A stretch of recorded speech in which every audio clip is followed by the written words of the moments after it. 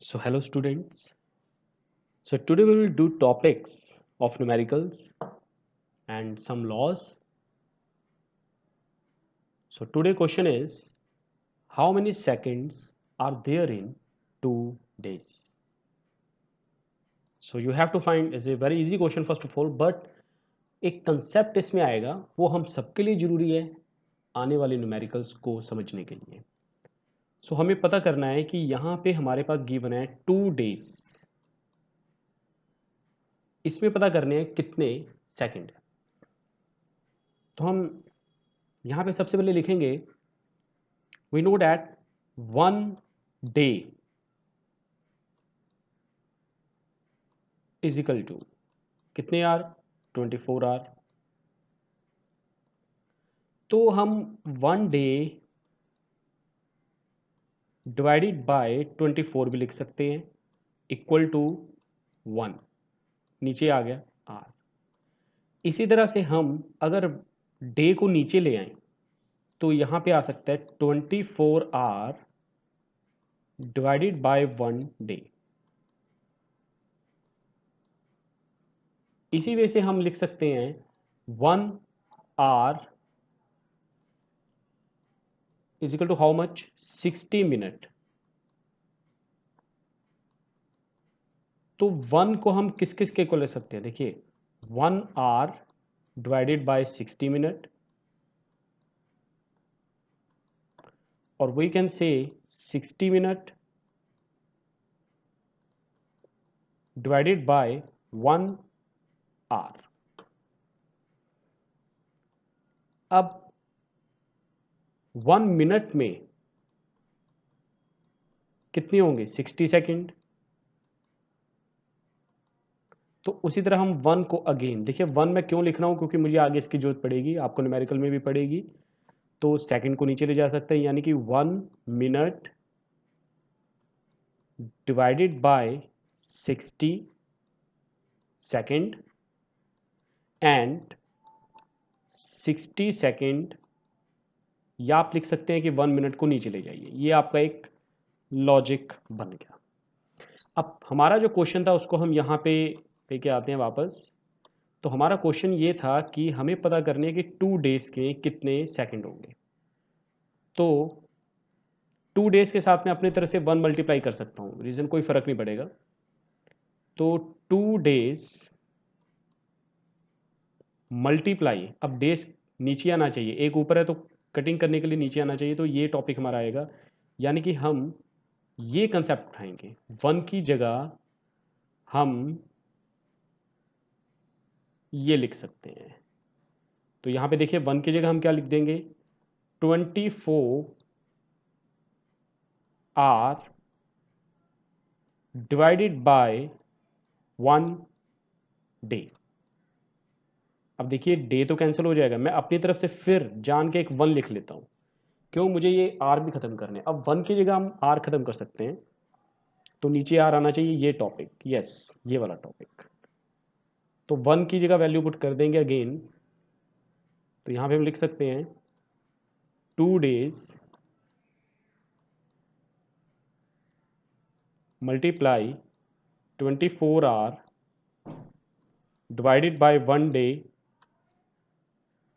Into 1 की value 60 minute by 1 hour 60 minute by 1 hour. लेकिन अब देखिए यहाँ पे कटिंग किसकी की हो सकती है. हम डेज को डेज के साथ कैंसिल कर सकते हैं आर को आर के साथ. मिनट अगेन आपके पास रह गया. तो मिनट को कटिंग करने के लिए आपको अगेन यहाँ पे 1 करना पड़ेगा. अब 1 की वैल्यू आप नीचे आपको ऊपर मिनट है नीचे चाहिए तो आप वैल्यू लेंगे ये वाली जो आपको रिक्वायरमेंट में होगी. तो अब आप लिख सकते हैं 2 multiply 24 into 60 into so what is the value of 1 1 is equal to 60 second divided by 1 minute. यहाँ पे 60 मिनट आएगा तो नीचे भी आ गया 1 मिनट. अब देखिए क्लास यहाँ पे मिनट से मिनट कैंसिल तो आपके पास आंसर आएगा 2 मल्टीप्लाई 24 मल्टीप्लाई 60 मल्टीप्लाई अगेन 60। इसको सॉल्व करने के बाद आपके पास आंसर किस में आ जाएगा, सेकंड में। ये आपका एक न्यूमेरिकल था, इसके बेस पे आपके बाकी न्यूमेरिकल भी हो जाएंगे। Come to the next topics, laws. Yes, कुछ लॉज हैं जो आपको अच्छे से समझने हैं। एक टॉपिक जो है लॉज का बहुत ही कॉम्प्लिकेटेड भी है और थोड़ा समझने वाला भी है। Law of conservation of mass, first topic. 9th में भी पढ़ा हमने एंटोनी लवोजियर। ये जो एंटोनी लवोजियर, इन्होंने हमें बताया law of conservation of mass, that is Antoine Lavoisier. इसके केस में आपको बस ये बताना चाहूंगा कि जितना मास रिएक्टेंट का होता है रिएक्शन में, उतना मास किसका होता है, प्रोडक्ट्स का। Basic point, the mass of reactant is equal to mass of product. So एक बार आप इसको रीड आउट भी कर सकते हैं कि there is a net change in वगैरह जो भी है। तो law of conservation of mass, the mass of reactant is always equal to mass of product.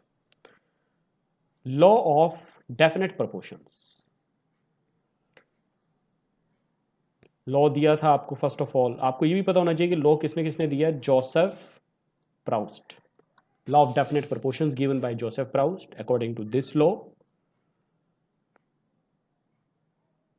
compound always contain exactly the same proportion, compound always contain exactly the same proportion of elements by weight। Compound जो भी बनेंगे वो हमेशा same proportion में होंगे, element by weight. अगर मुझे कोई सैंपल बनाना है, जैसे सपोज कीजिए एक सैंपल में कार्बन भी है, कॉपर भी है, ऑक्सीजन भी है, तो अगर मुझे नेचुरल अर्थ में मिल रहा है जैसे, तो वहाँ पे कॉपर की परसेंटेज इतनी है, कार्बन कितनी है, ऑक्सीजन कितनी है, वो कंपाउंड को बनाने के लिए। अगर हमें सिंथेटिक प्रिपेयर करना है तब भी हमें परसेंटेज इतनी ही चाहिए, कोई कम नहीं होगी आपकी। फॉर एग्जाम्पल अगर मुझे CO2 बनाना है तो उसके लिए कार्बन हमेशा 1 चाहिए, ऑक्सीजन कितने चाहिए, 2। Carbon 1, oxygen 2। There is always same proportions, चाहे वो आपका नेचुरल बने, चाहे वो आपका सिंथेटिक बने।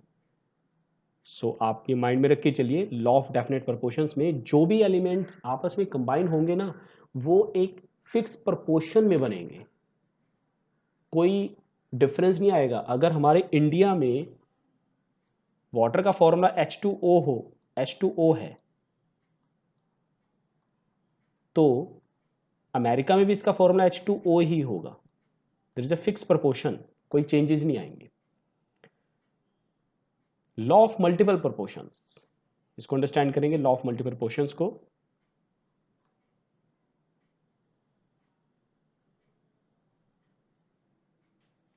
Law of multiple proportions